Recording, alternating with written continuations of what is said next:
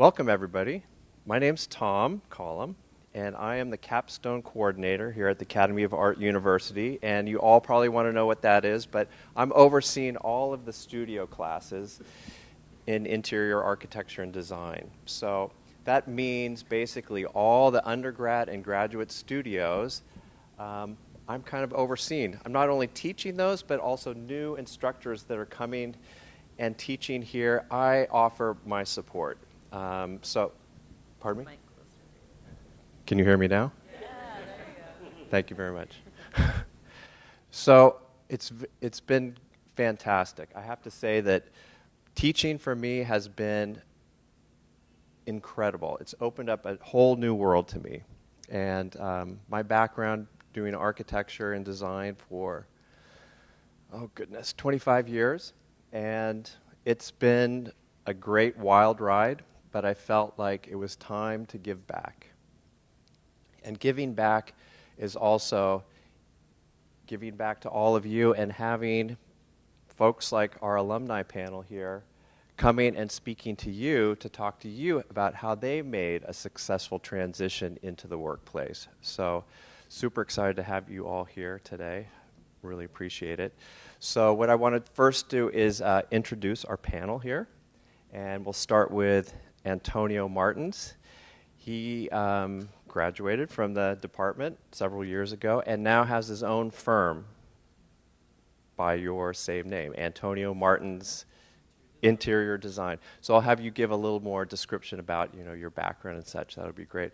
And then next to Antonio, we have Lena Pham, and she is a fairly recent graduate, and she's working at HBA. That's, I think, how most of you all know it, and she's been so great in willing to be coming here and wanting to talk to you all, so that's fantastic. And then next to Lena, we have Kevin Chung, and he's at BAMO, and again, another recent graduate, but doing really well, and we're so happy to have him as well. And then last but not least, Kiko Singh, also a graduate here, and is working at Brayton Hughes. And that's another great firm that a lot of our students have been transitioning into. So you have 4 fantastic panelists here, open to talking to you all about all of your questions that you might have percolating in your brain right now. So why don't we welcome them all here. So put your... Yeah. So what we'll do is maybe do the introductions, and then I've got some questions. I still want to know a little bit. And then I want to open it to all of you, because I know you have been asking me questions about how I could make that successful transition from the workplace, from school to the workplace. So, and then I have some other questions from students that I've been just jotting down over the months. And I want to be able to ask you those as well. So, Antonio, do you mind giving us a little introduction? So just tell us a little bit about yourself, when you graduated, what your degree was, what was the first thing that you did when you went out, maybe classes that you wish you had taken. It's just all that advice that you can now give to the next generation of designers. So thank you. Good morning. So I'm Antonio. I'm originally Portuguese, but raised in Brazil. And I always wanted to be a designer. However, good boys, Catholic boys cannot be designers. Or now they can, but back then was a little difficult. So I actually did hotel management. I did economics and hotel management, and I worked with Hyatt for 13 years, with Hyatt International, from being a waiter to the head office, my last position, mainly in Asia, in Hong Kong. So it came to a moment, I was already 30 and a lot, 35. I said to myself, now I want to be a designer. So I left Hyatt and I came to San Francisco and I did a master's here in the school. So back then, we didn't have this amazing building. We were back then in North Point. Great school. So I did the master's for about 2 years and a little bit. And it was a great time. It was a great vacation because after working in hotels for 13 years, school is easy. And right after school, I wanted to work for someone. So I kind of like looked, and there were maybe 3 firms that I wanted to work for. First one said no, second one said no, third one said no, right? So then I ended up on firm number 4, and after a month of being screamed at, I said, I'm too old to be screamed at because designers are all crazy, as you probably know by now.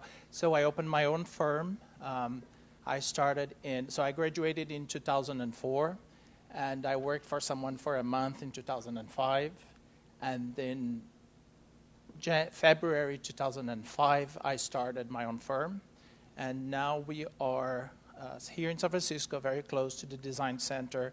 We do both residential and hospitality, and we are a small firm. We are 6 people. The maximum we were up to 15, and I hate it, right? So I figured out for me the good number is 6. So it's myself and 5 other people. Everyone is called a designer. We have an intern, but we don't have junior designers, we don't have senior designers. Everyone who is there is a designer, and everyone does basically everything, from taking the trash to cleaning the pantry to designing whatever it is. So it's basically what it is. It's very close from here, and we do projects both here in San Francisco and right now in Portugal, in Mexico, in Jamaica, a little bit. Through the hired people that I worked with, we branched out and had several other projects. And that's it. Ready to answer any questions later on. Hi, everyone. My name is Lena. I graduated here from IAD in 2016. So ever since then, I started working at HBA, which is Hirsch, Bendtner Associates. They're right here in the city, 4 blocks away. Their headquarters in LA, but they have offices all over the world, and maybe you all know that they do mostly hospitalities and some residences like condo buildings and stuff like that. So I'm really excited to be back here to be talking with all of you because I know everyone has a lot of questions. And like a lot of you here, I'm also an international student, and I'm working as an international student under the OPT program, so which is really great. So I have been in school with a lot of great people like Kevin. He was one of my classmates, and so, you know, we don't just learn from our teachers and professors, but also we learn from our peers.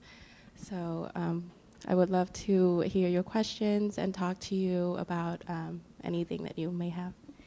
Thank you.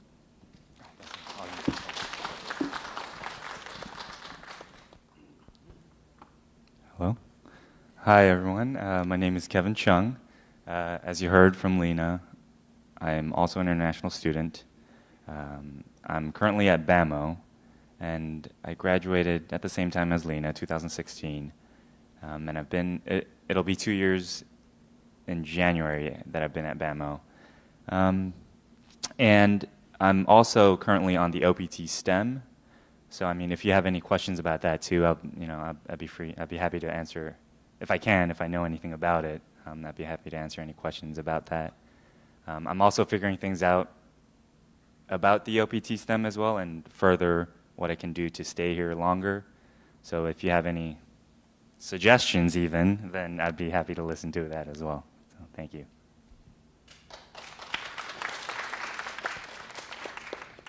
Good morning, everyone. My name is Kiko Singh, and I graduated from the Academy in 2006. I did a second degree program here. So I had actually gotten my first degree at Occidental College in Los Angeles. I'd studied political science and studio art.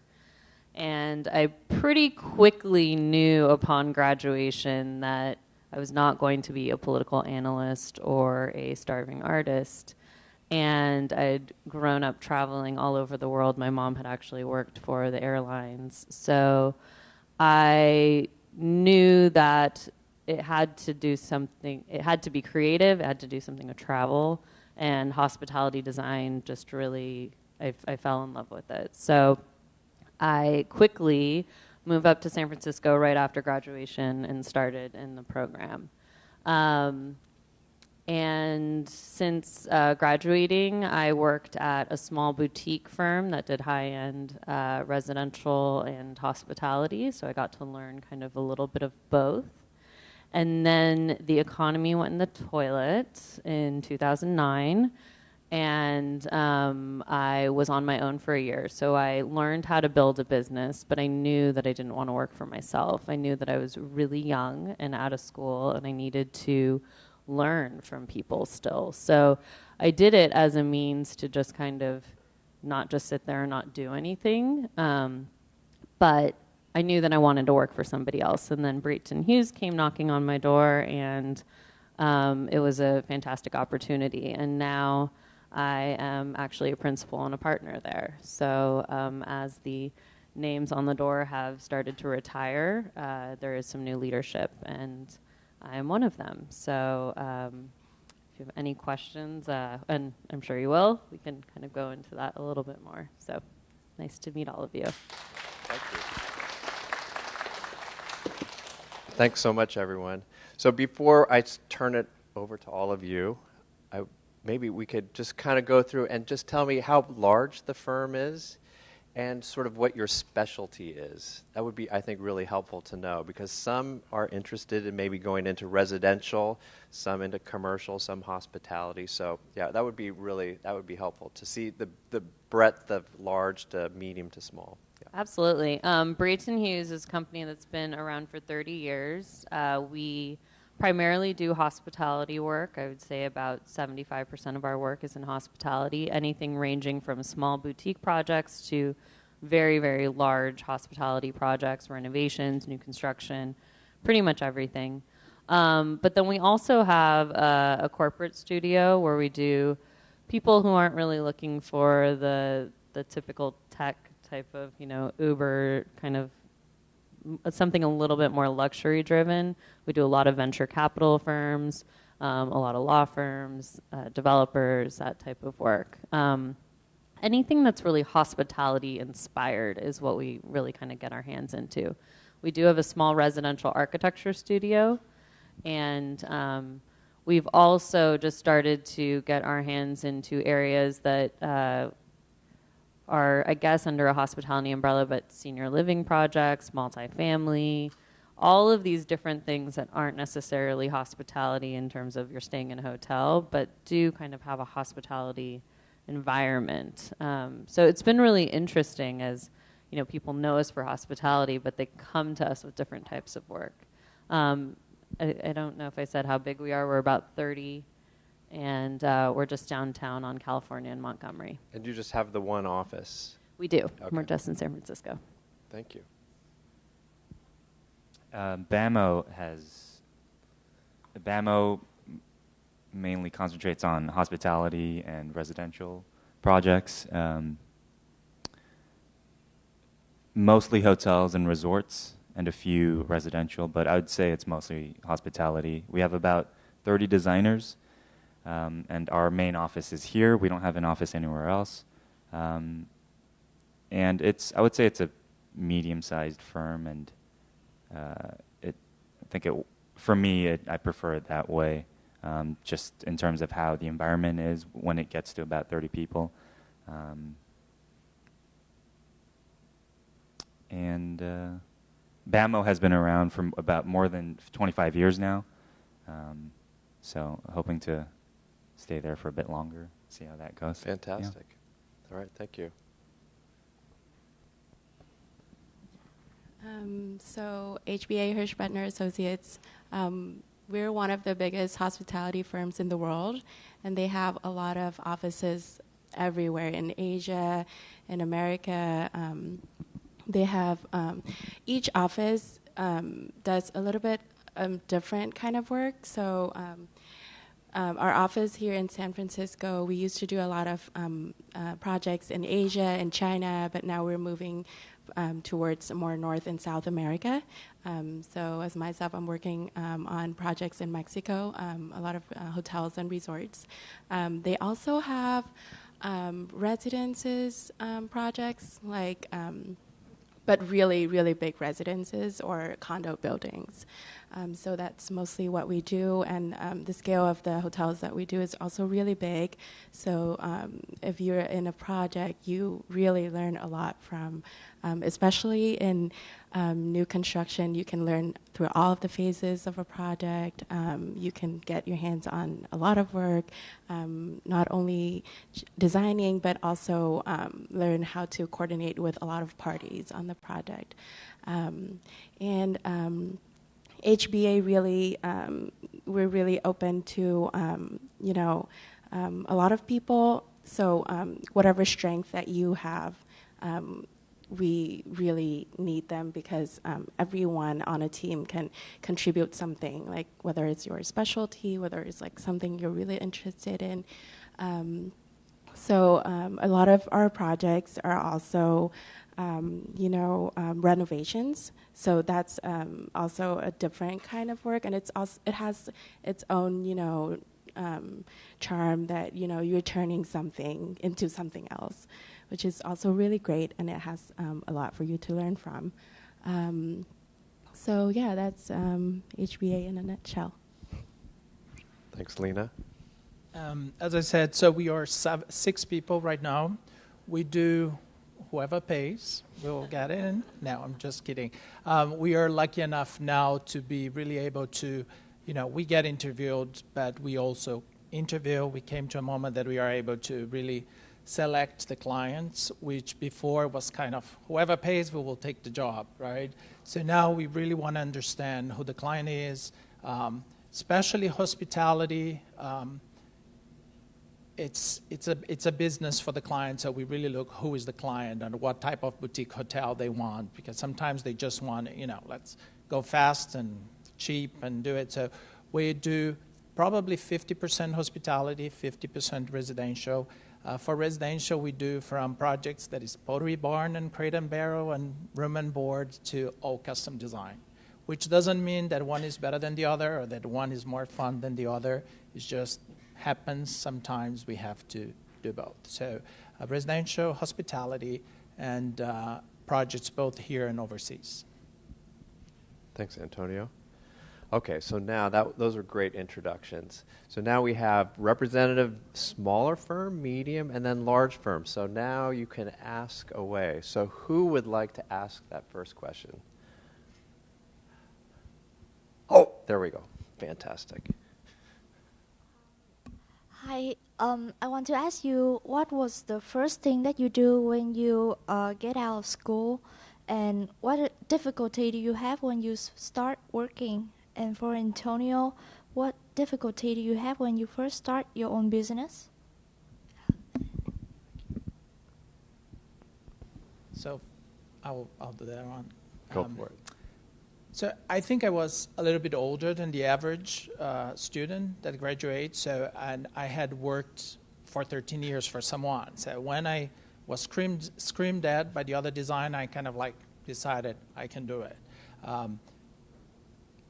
It's all about an attitude, and if you are not picky, I have to tell you my first client was out of Craigslist, right? I would post on Craigslist, get, in a day, back then was a little bit different, but I would get maybe in one day, if you post, I do anything, you will probably get, 50 replies in a day, people that watch HGTV and say, okay, you will do my living room for $500, including materials, and I'm like, ugh. But I went to every single interview. And believe it or not, my best client still today came from Craigslist back then. So I think it's all about the attitude. If you want to do it, and if you think that you want to do it, you can. And like she said, I think the most important also is never think that there is no right or wrong. Some people can do their own. Some people have to work for someone else, which is it's great. It's about how you want and how you think you can carry it on. So, and that's the most important. Never compare with other people. Never think, oh, but he has his own or he works for someone else. No, it's just what do you feel comfortable with? I felt that I could do it, and we did. So, but the most important thing right after school or when you are in school is have a great portfolio, right? And, you know, I always ask Archana, send me portfolios, and I'm like, oh my God, how boring this is, you know? It's not difficult, guys. Get Vogue magazine and copy the layout of Vogue magazine, okay? Get Vanity Fair and get any single art book. Go to a bookstore, get the most beautiful book you can buy and copy it, or get inspired by it. And if you have a beautiful portfolio, 90% is there. Okay? Thanks, Antonio. Did anyone else want to follow up on that question?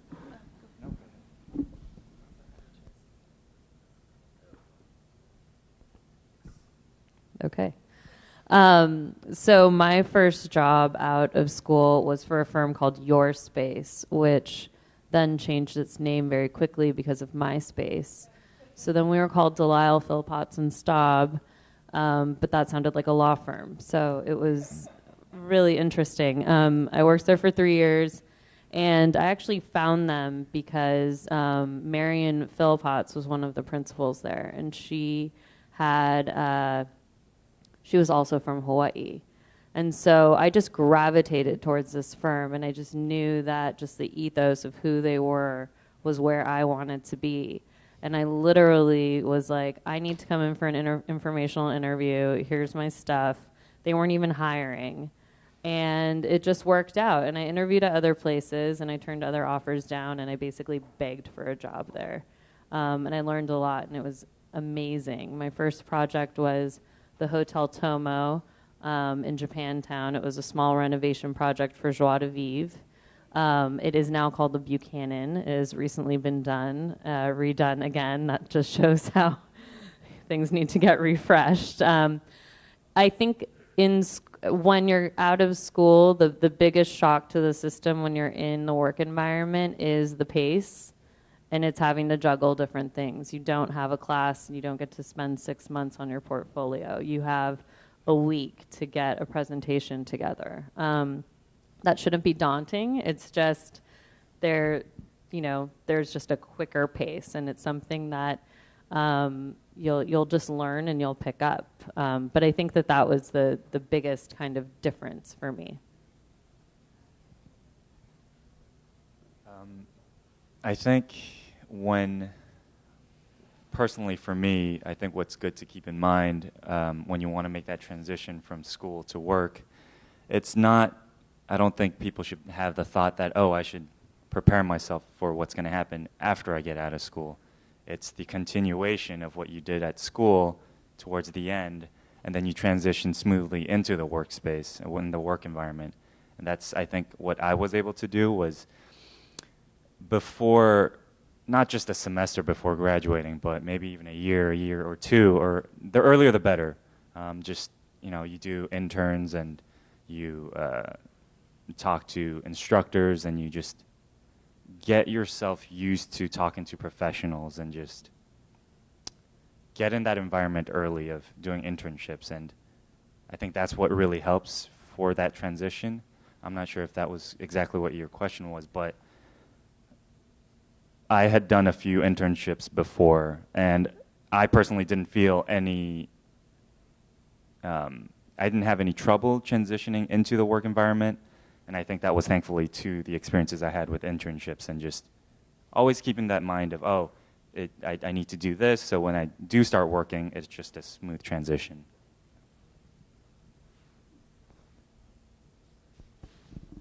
I think I totally agree with Kevin. I know that all of us have all those kind of questions that, where do I start? How do I, make connections with people? But really start looking for internships early. The earlier, the better. I think I started my first internship in my second year, early in my second year. So as soon as you get settled down with school, you can, give it a try. Like, don't be scared. Like, I think my first internship was just like with a fabric showroom. So you can start with small things, and then from there you will know people. You will participate in events, like industry events and stuff like that. You can meet a lot of interesting people and really good opportunities from there. Fantastic. Thank you. Okay, so any other questions out there? Pressing questions. Oh, back here. Pardon me? You can stand, sure. Was it hard juggling internships while being in school, like while you guys were all attending school? I would say that it's hard, but it's also the way that you manage your time, and it also depends on. Just be clear with your employer that, so I only have this much time, this is how much I can do, do you need, because I think for some internships, they only need you 1 or 2 days, but if they're busier firms, they might need you 4 days. A lot of, luckily for me, a lot of my employers, they are very flexible, so I can go there and work for a little bit after school or before school starts, depends on your schedule. But I know that it's possible because I remember one semester I took 5 classes and 1 internship, so it's totally possible. Fantastic. Kevin, do you want to add to that? Great.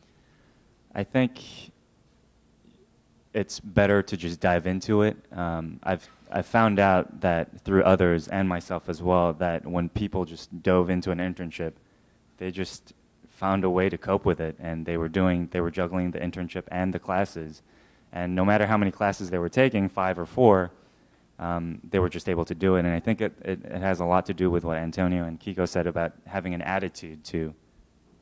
You just need to have that attitude, I can do the internships and the classes. And I think you just need to dive into it, and then it'll just happen naturally. I actually didn't have an internship. I had a job at Banana Republic doing visual displays. So that was actually a way to get into a field that I was unsure of. I really wanted to be in hospitality.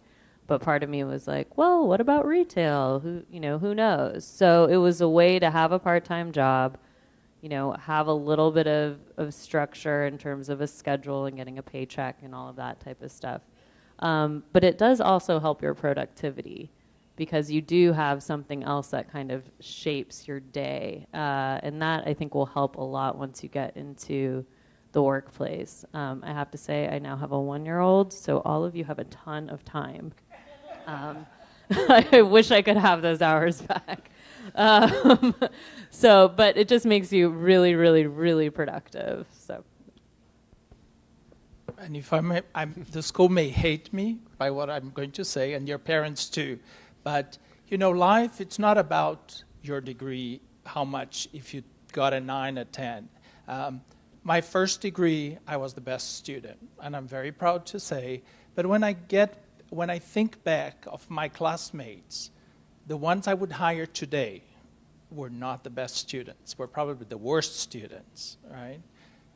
In design is the same. It's all about the mixed baggage that you take out of school. Yes, don't fail any class, please. Pass your classes. But it's your internships. It's how you help the school to do, events. It's, probably what she learned in working at Banana Republic is 10 times better than you being in the library for 45 hours. So it's that balance, is the baggage that you bring on when you leave.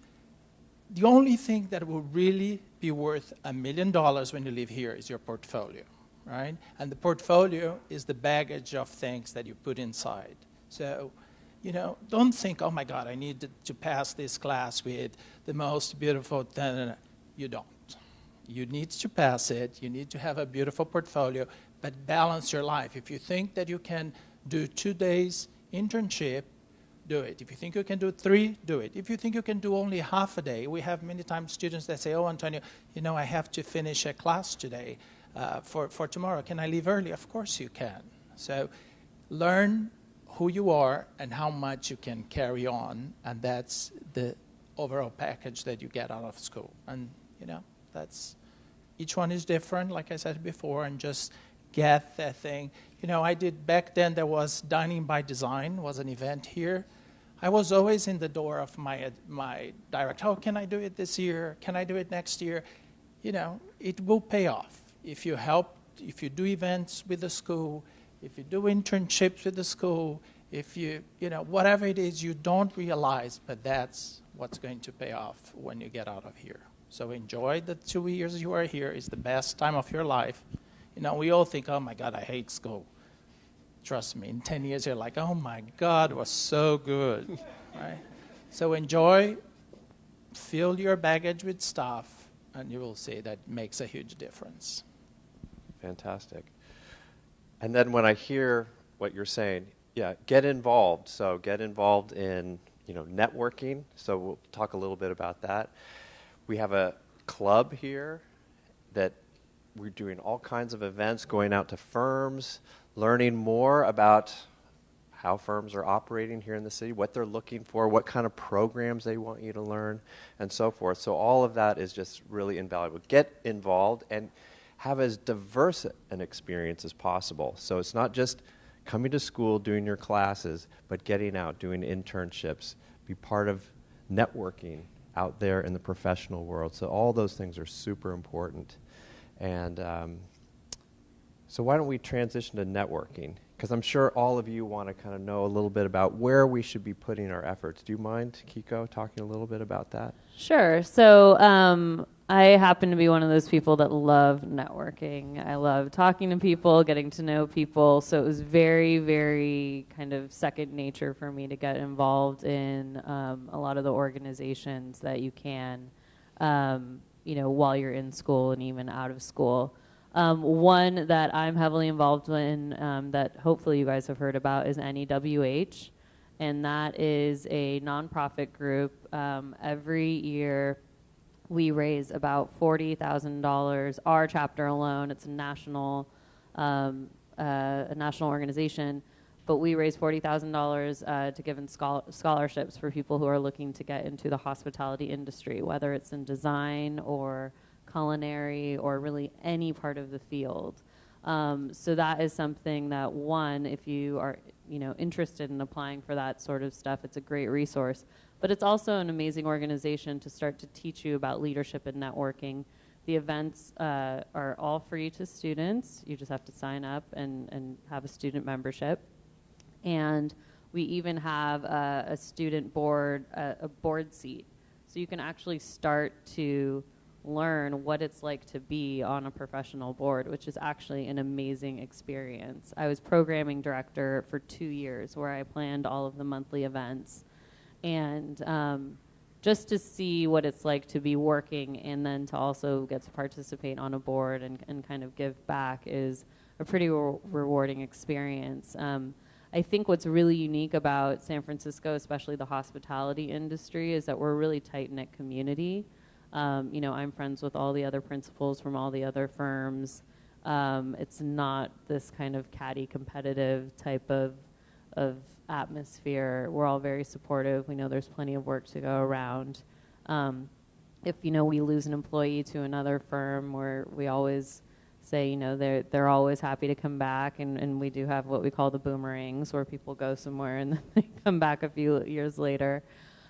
So I think just from a community standpoint, you're really lucky to be in a community that's so open. And I think if you're interested in, you know, going to events and meeting design professionals, meeting operators of hotels, meeting even just manufacturers, that is a really great way to do all of those things on a monthly basis. Also, one thing to just keep in mind is people really move around. You know, your friend might start working for a manufacturer out of school, but then they might end up going back into design, or that person who's a designer might end up going to the operations side of things. So it's really about keeping your network of who you're sitting with today and, you know, who your friends are. One of my closest friends that I graduated with is Kenneth, who everyone knows was now at Hyatt, and we get to work on projects together. So he's in Chicago, and, you know, I get to call him and talk about projects. So it's really, really, really exciting that we used to sit next to each other in the computer lab. Great. Kevin, are you part of an organization? No, I am not. You are not? No, okay. I am not. Okay.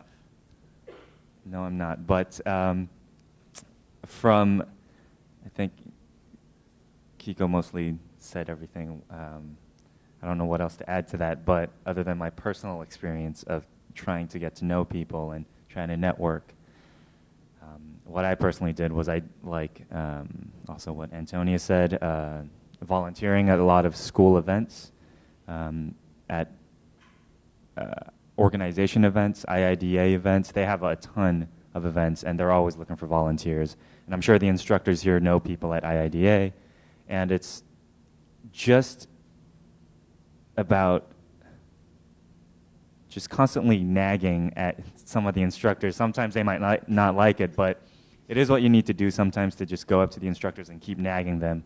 Oh, can I do this? Can I do this? Is there something open? And, you know, if they get a little annoyed, then step back a little bit and come back a little later. But I think that's how I met a lot of people. And initially,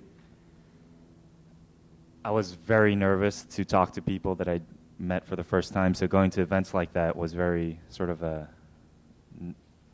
it was nerve-wracking to go to places like that. But I later found out that once you go and start talking to manufacturers or different vendors or different people, different instructors, you just tend to get used to it, and you start to get a natural feel for how to do things like that. And so I think it's about going to the instructors, talking to them, and also volunteering a ton at all these events, which is what I did as well initially starting out.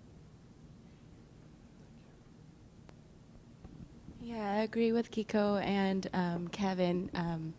I think most of my internships I got out of just, you know, going to events and volunteering a lot.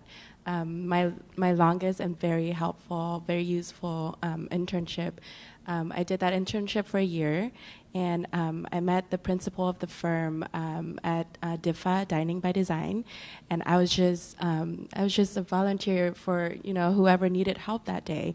And I saw this guy who was like, I think he was like putting up a chandelier or something, and then I just like straight came up to him and like, do you need any help? And he was like, oh, can you help me to buy some water? And I'm like, yeah, sure, I can do that.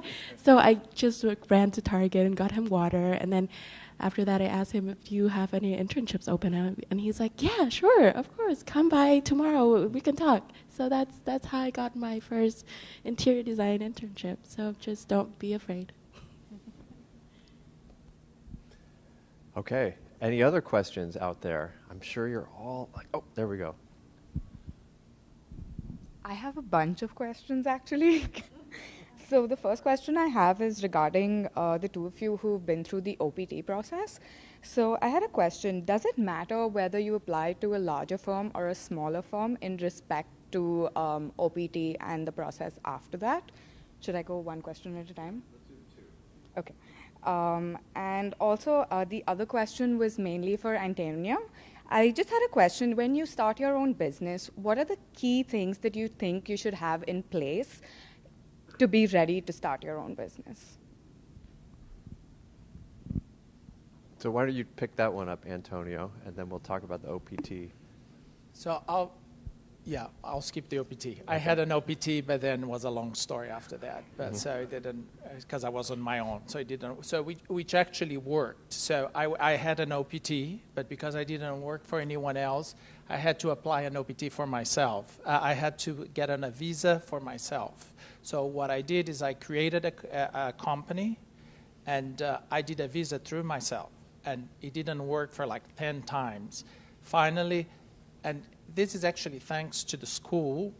We applied a certain visa for, you know, extraordinary achievements, and all my extraordinary achievements were in school. okay? So this is a visa. It's very different if you are a scientist and you find you are studying the cure of breast cancer, right? This special visa, you would have to get certificates and dissertations from million people to show that you guys are a special person. In interior design now, you put a bunch of beautiful pictures, you know, the guy in the immigration in the middle of nowhere, he's like, oh my God, such beautiful pictures. And all I had was, I had Stefan here from the school as an instructor. We did lots of renderings. So I got a outstanding achievement, I think, from my renderings, basically. But I got a visa. So that's my story with the OPT. They get into other details. To start, you just have to believe that you can do it, you know, and you just start. Have a computer, a business card, and a nice portfolio. Again, it's not everyone that can do it, right? It's just I thought that I was a little bit older, that I could do it, and with Craigslist, I started my business, and it worked. But business card, portfolio, and a computer, and an attitude, and then you can do it. A good attitude. Anyone want to pick up the OPT question? So for OPT, I think, so I got, after graduation, I got a few job offers, and that's always my questions for them, that if they would allow me to work with my OPT, and if they are willing to sponsor your visa afterwards, after your OPT is done. Now we have 3 years OPT, which is great. Before it was only 1 year.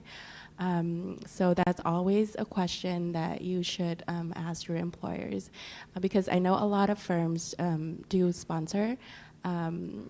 So for my, I think for OPT, it doesn't matter if it's a small firm or a big firm, but for visa, maybe.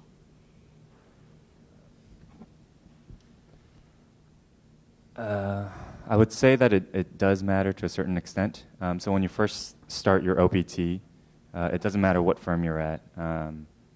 But now that we've been included in the STEM OPT, the extensions, the STEM extension, the STEM requires you to get an e-verification code from a firm. And mostly I've realized that it's the smaller firms that don't have the e-verification code. It's a simple process that the company has to do, but they need to have it. They needed to have it for a certain period of time for it to count towards when you apply. So the first year of OPT, you can apply to anywhere, but you should probably, if you're looking to do the STEM extension, you should probably look into a bigger firm that has an e-verification code. So you need to ask the employer whether they have that. And then once you apply again for your STEM extension, that's when you'll need the e-verification code. And I think other than that, there's not really a big difference whether you apply to a large firm or a smaller firm. Yeah, I think Kevin's right. And also, is it the e-verification that the company has? I'm not sure, but maybe they has to have it for a little while before you apply. They can't just like, oh, we need an e-verification, and the company will apply for the e-verify that. I don't think it's gonna work that way. So they have to have it before you apply to the company. Right. So I just recently had a friend that did that. He was at a smaller firm, but they didn't have an e-verification code. So what they did is they applied for it and they got it, but because they didn't have it for an extended period of time beforehand, he wasn't allowed the STEM extension. So what he did after that was he found another firm very quickly. I don't know how he did it, but he was very lucky. He was able to find a different firm, and they already had an e-verification code, so he just put that into the STEM extension application form, and then that was it. It's just easy as that. So Kevin, can you just tell us how much the STEM allows you to increase your period of work here in the United States? It's 2 years. So first year of the OPT, and then 2 years of the STEM extension, so 3 years overall. And you can't just keep renewing the STEM extension. So no, you can't. Oh, you can? No, you cannot. can't. Okay. No. Okay. And then after that, you're going to have to apply for a visa, a work visa. Got it. Thank you. So one thing that's been percolating in my mind is when I had my firm, I would have to say, and this is good for all of you, is most of the people I hired at my firm were from Academy of Art. Because I felt you all were very well prepared to just sit down for the first day of work and get to work. So, have you felt, all of you, were you feeling well prepared in your first job, day one? Or is there something that you think, maybe one thing that you could have changed about your education here that would have given you that little bit of extra boost? That might be a hard one. What is that one thing that just sort of kind of put you over the top? And if I may say so again, I think, I'm always sending emails to Arch and the students, and again, the portfolio, but the other thing is CAD, I know Revit is moving on, and everyone does Revit, but if you know CAD, we do lots of projects in CAD, and we work with lots of architects that are also doing CAD. So, yes, learn Revit, but if you can also take an elective and do CAD, it's worth $1 million. And I had a student that didn't know, and she did it on her own, and she started doing in the evenings, and she learned, and she said it was pretty easy knowing Revit to learn CAD. But if you go to, especially I think smaller firms, and you I don't know, CAD is it's a big one. So CAD is very, very important still, at least in my little world. I actually second that, and we're at a mid-sized firm, so I think we are transitioning into the Revit land. We have a lot of projects that are in Revit, but again, we have a lot of projects still in CAD. Our projects last 3, 5. We just opened Four Seasons Tunisia 10 years later. So it's very, very helpful to know CAD. There's also a part, if you're working on the FF&E side of things, where you are designing furniture and doing details. And we, as a company, have not gotten to the point where we can do that to that degree in Revit. So all of that work is still done in CAD. So it does seem to, I think, some of our junior designers that are right out of school, they're very confused as to why they're having to do so much CAD, and they don't necessarily know it very well.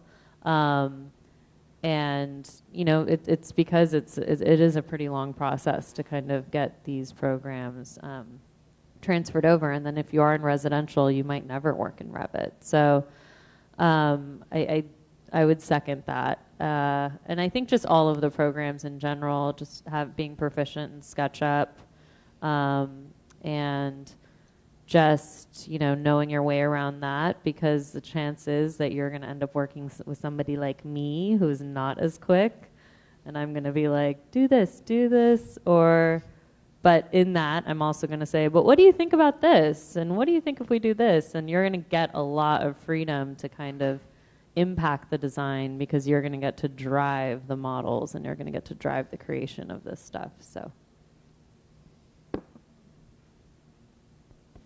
So Kevin and I were in this generation where we only learned Revit mostly in school, and so for me, I mostly learned CAD from my internships and by myself. So that's a reason why you should get into internships as soon as possible, because it'll teach you, and it will reinforce the knowledge that you learn in school, but it will teach you new skills that will definitely help you later on when you are in the industry. Right? Yeah. Absolutely, I agree with everything.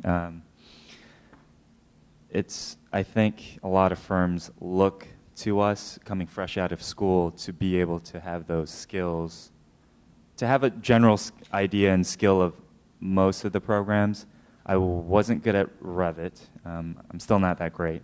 But CAD, I learned through a lot of my internships. They wanted me to do a lot of CAD work, and especially Photoshop as well. I think those are the main sort of CAD, a little bit of Revit, SketchUp, and Photoshop. because when you come in, they don't know what you're good at. They don't know what to put you on. So what they did for me at BAMO was they had me come on and go on different projects and just work with different programs and just on little things that they needed. So photoshopping, a little bit of an elevation, or a little bit of CAD work. So it's just good to have that background knowledge of all the programs. You don't need to be great at it, but you need to be efficient enough where they can give you some tasks and you won't have any problem doing it on your own. Great. So, and just one quick follow-up question. So what about if you were to have a choice, if you had to take AutoCAD or 3D Max? What would you say would be the more valuable? AutoCAD. I haven't. Okay. It's 3D Max. And why is that? Well, honestly, I haven't touched 3D Max since I graduated. It's mostly SketchUp, just for quick studies.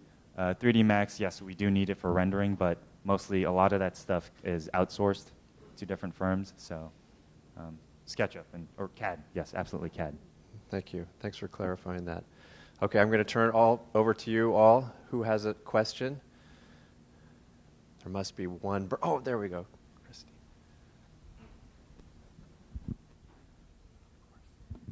Hi, thank you for all the information. They're really helpful. So I have an internship 1 year ago in SF MoMA. So their museum, they have really like a free atmosphere for the employee to work. But still, as an international student, I still feel as not like comfortable as other local people. So maybe because of cultural difference or the language problem. So my question is, when we as a new employee into the social society and work space, should we talk more or should we work more? Or do you have any suggestions like we can have a better communication and connections with other team members? So that's my question. Thank you.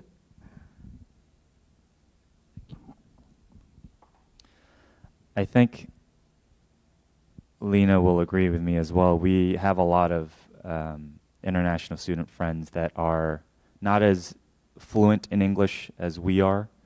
That's a big thing that I saw that was worrying a lot of international students who weren't fluent in English. But I think if there's one thing that I can definitely say is that your level of efficiency in English does not matter as long as your attitude is there. I've known a lot of students where they were so scared that they didn't even go out and challenge themselves. And that's what didn't help them to get an internship or a job.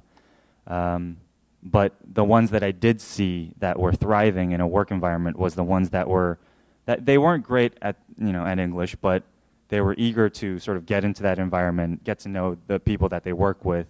And as long as you're the type of person that's always volunteering to do work and always keeping an open mind and talking to people, even if you're not that great, they're not going to worry about your efficiency in English. They're just more worried they're just happy to know that you're eager to work there. I think that's what matters.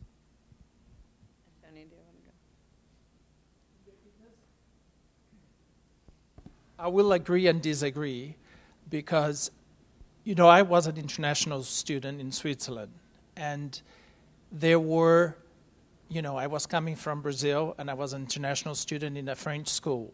And I made a conscious decision to be friends with everyone, but I was not going to hang out with all the Brazilian students because I have friends that were in school for 4 years and left Switzerland without speaking French, or barely. So we're not talking about interior design, we are talking about your life. You go back to Shanghai, Indonesia, Hong Kong, English, you will take it forever. Even if you will become, a business administrator, if you will become the owner of a factory. So this is your time here to really talk as much as you can.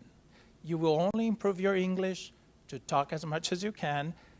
Doesn't mean that you will go to a job and keep talking. No, people will hate you, but just really talk. The more you talk, the more you will learn, and yes, we want you to be great on SketchUp and great in that, but you have to speak English if you want to go next thing. And that's now you have 2 years here in school to speak as much as you can.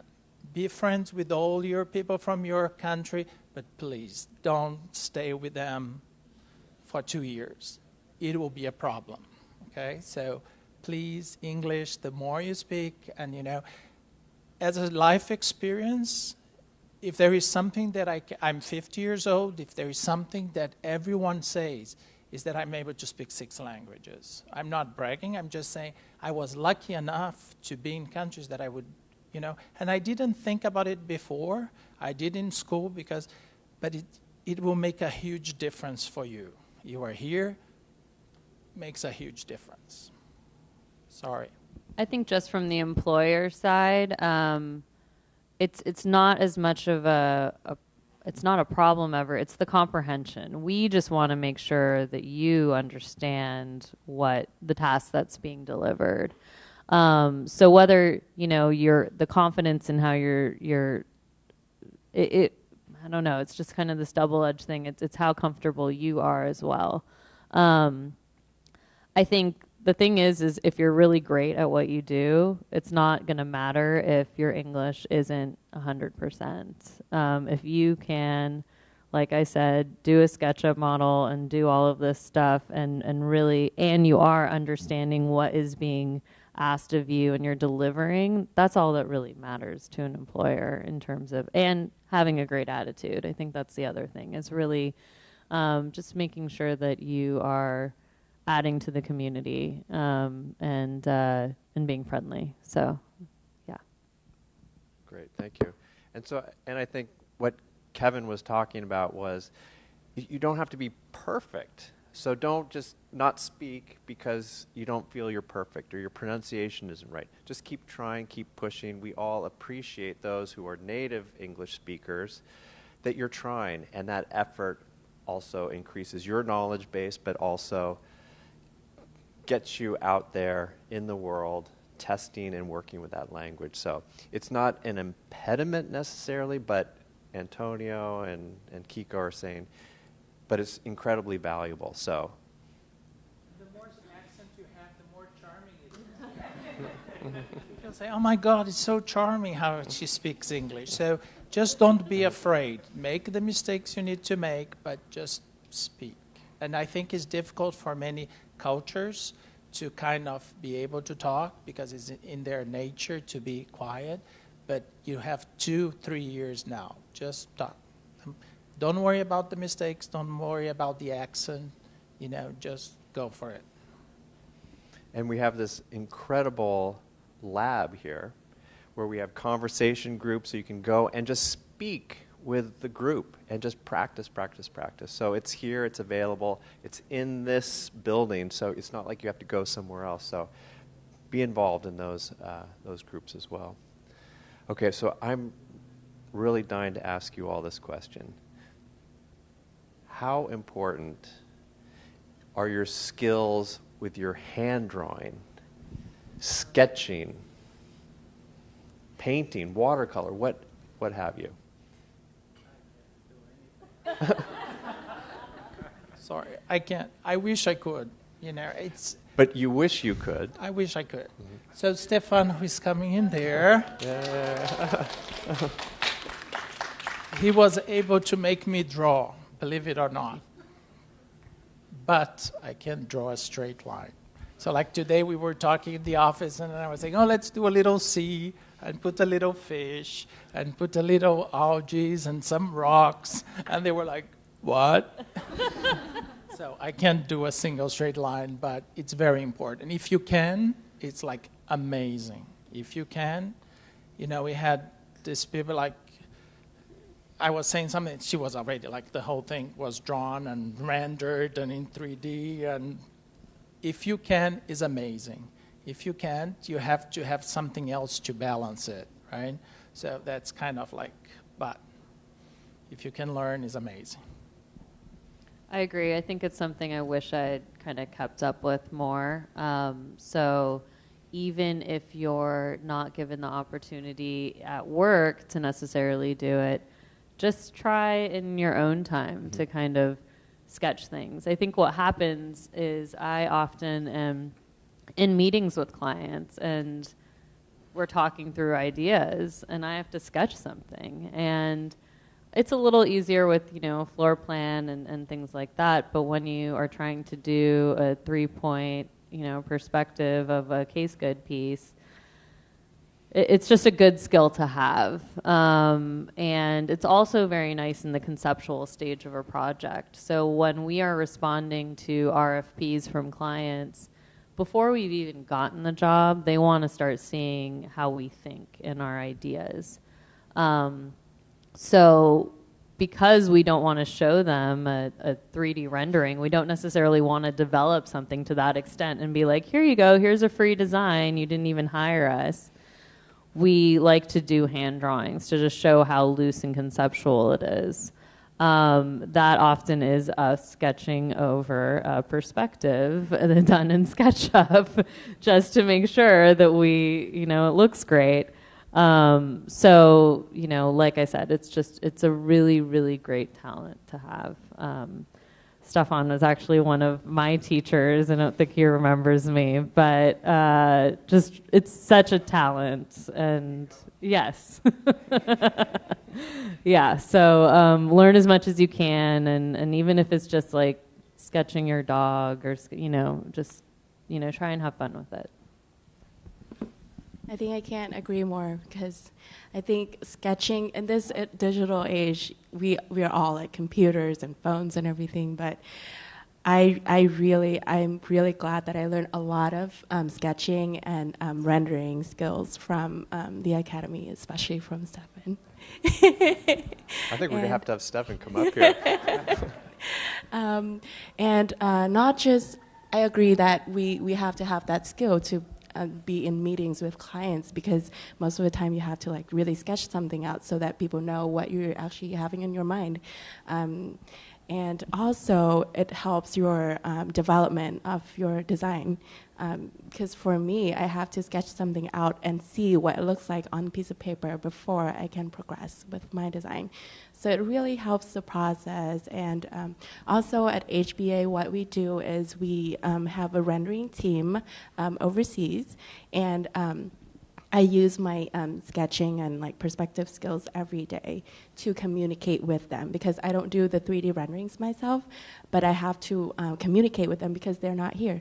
So I have to really sketch out perspective and, like, you know, all of the little details, not the full sketch all the time, but sometimes little details of like, you know, things that you really need them to see how it looks like. Because sometimes the rendering people that you outsource, they're not designers. They only follow your design. So it's really, really helpful. Great. Kevin, did you want to add anything, or you? Just a quick comment. I guess, I mean, I agree with everything, but personally, for myself, starting out at BAMO, I haven't done much sketching at all. I wish I was, but I think it's, as designers, it's good to have that skill, no?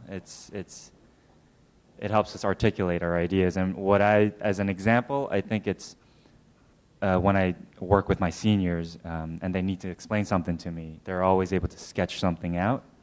And I think that is a very good sort of skill to have, and I'm able to understand it a lot easier rather than just telling me what to do. They can draw it out for me. And that's really the only example that I saw. But another time was when I was interning, and I was able to sketch something for them for a task that they had asked me to do. And they saw that I could sketch a little, and they were like, "Oh, that's nice. Maybe we should give you some more tasks that involve sketching or rendering." And that was a great experience. So. Thank you. By the way, Kevin is really, really good at sketching. I'm still mind blown by his work today. So check out his work. It's on Instagram.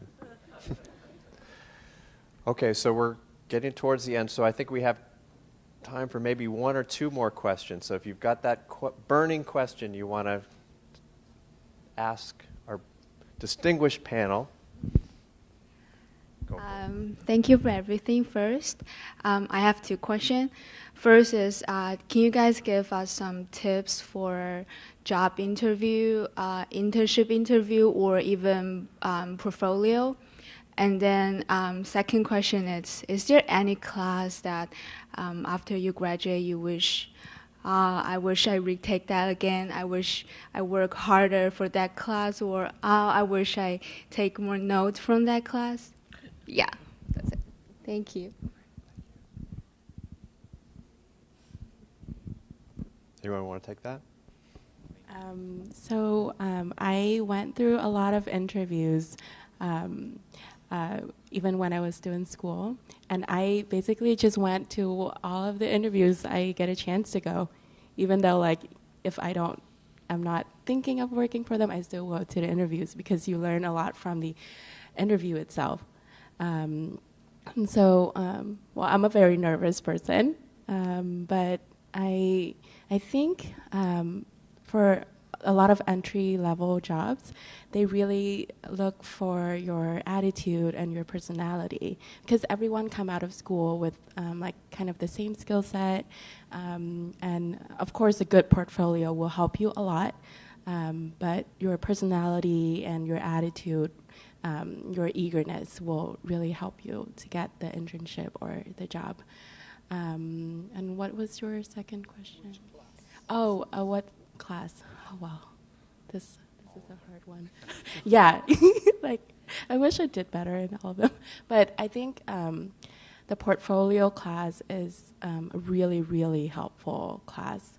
But of course, to be able to do a good portfolio, you have to produce good work in your previous classes. And I remember I didn't particularly have that problem, but a lot of my peers, they wish they had better quality renderings for the portfolio.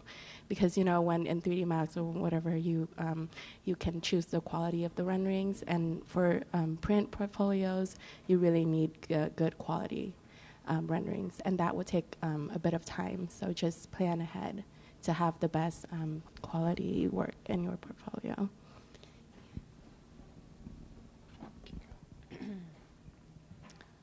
What was the first question again? Sorry. Oh, interviews, right. So yes, practice is great. I think you should interview at a lot of firms. But I think if it's a firm you actually really want to work for, know a lot about the firm. Do your research.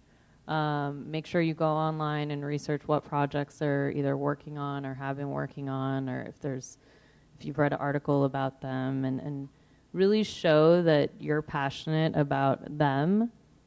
I have done some interviews with people, Skype interviews, where I've asked, why do you want to work for us? And the answer is, well, I really want to move to San Francisco.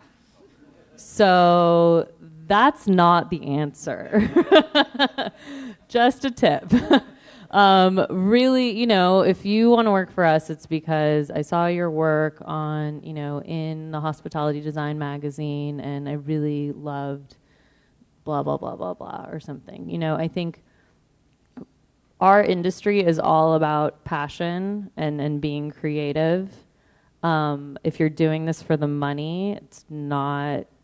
There are other industries to go into. This is really about creation and making the world a more beautiful place, and doing just impacting people's lives in a different way. But it needs, you should be working, you should be applying at places where you really want to work, whether it's just the style of what they do or the atmosphere in the office. It can be a lot of different things, but really tell them why you want to work there, and that'll set you apart.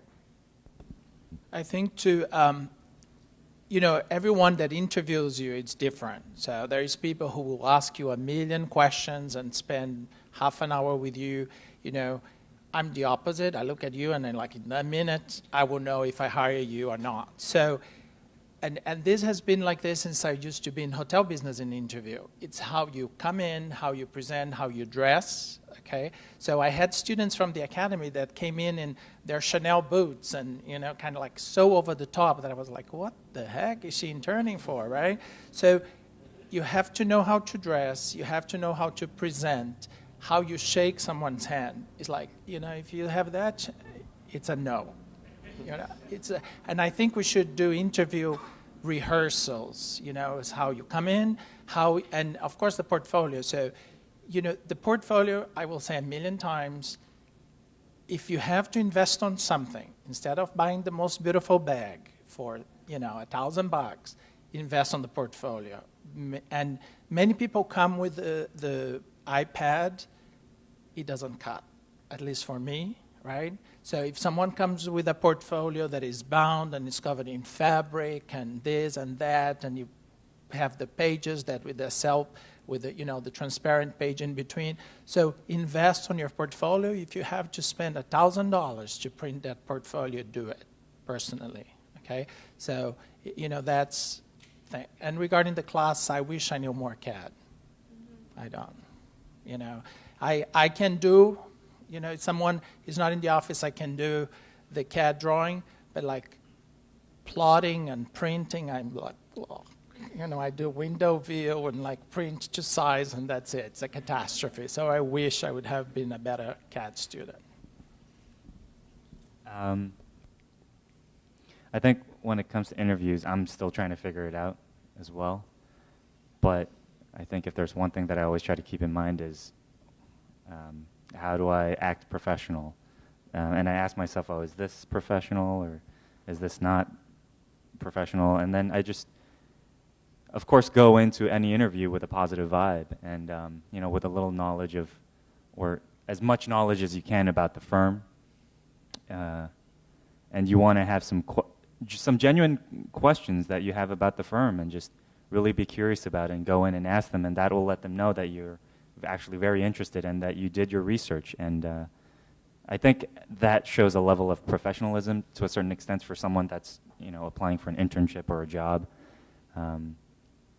And actually, I actually brought my portfolio, my bound portfolio, for my interview at BAMO, but it started, because it had been about 4 months, and I had shown it to a lot of people, it started coming apart during the interview.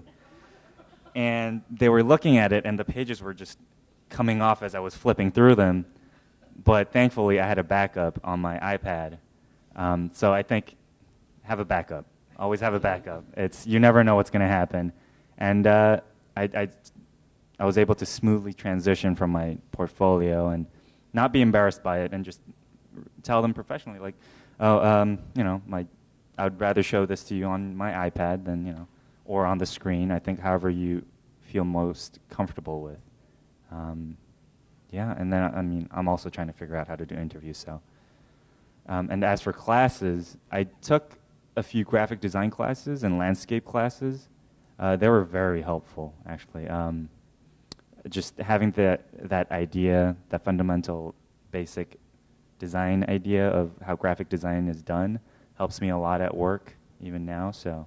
I think if you look into some graphic design classes or landscape classes, those will be helpful. Yeah, I really agree with Kevin on the graphic design classes. I never took any graphic design classes, but I know that at our firm, we have so many presentations to put together, and sometimes you're so busy with design work that you don't have enough time to, you know, put in all of the details for your, you know, graphic presentation. So sometimes we hire graphic designers to do that for us, but that doesn't always work because they don't know how, you know, an interior design presentation should be like. So it's really good if you have that skill set so that you can really contribute to your team, because it's not just the design, it's about the graphic and how you put things together as well. Great. Invaluable information. So I would echo all of what you said. So take this as the real stuff that you need to know. So it's fantastic. So I think we've got to wrap things up, but I just want to leave it off with, if you could just tell us, and you've told us so much already, but if there's one last word you wanted to leave the group here with today, what would that be? So I would say that don't limit yourself to anything. When I was in school, I never thought that I would work in hospitality in such a huge firm and do such incredibly huge projects. I never thought that I would be able to deal with that kind of stuff. But I am, and I like it a lot. So never really limit yourself.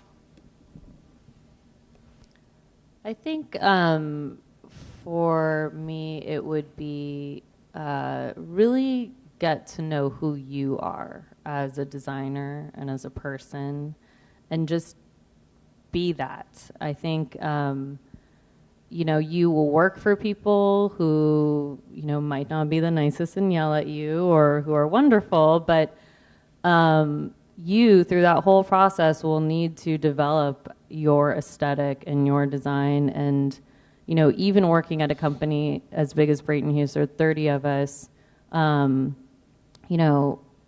my aesthetic still fits under the Brayton Hughes kind of scope of work, but is very different than, one of the other partners. So just making sure that you know who you are as a designer and that kind of works is, I think, something that took a long time for me to develop, and not just kind of copying what I think I wanted somebody else to see, but really kind of having a point of view. So I would say, yeah, that.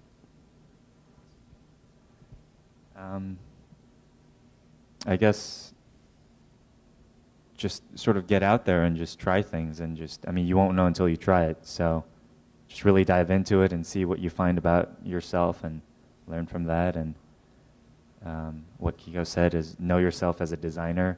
I still don't know myself as a designer, so I'm still trying to figure that out. But I do envy people that do know themselves or what they like, and themselves as a designer. So I think that's just diving into it is what's important here.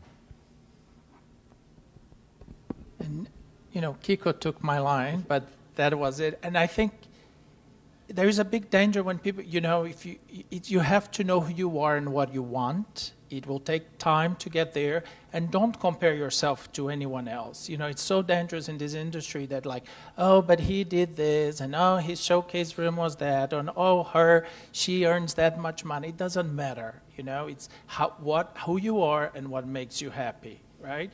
Maybe you will be happy working in a company for 500 people and all you do is CAD. No problem, right? So really find out what makes you happy and where you want to be, and that will take a long, long time. But it's the constant search of where you want to be, and if you want to do residential, and maybe you have to try a little bit of everything until you find that. But it's that constant search, what you make you happy. And maybe something that makes me happy today is not the same as 10 years ago, or it's not going to be 5 years ago, but as long as now I'm happy, and I don't compare to anyone else. Just do your thing and keep going. Fantastic. Well, I have to say, this has been an amazing discussion.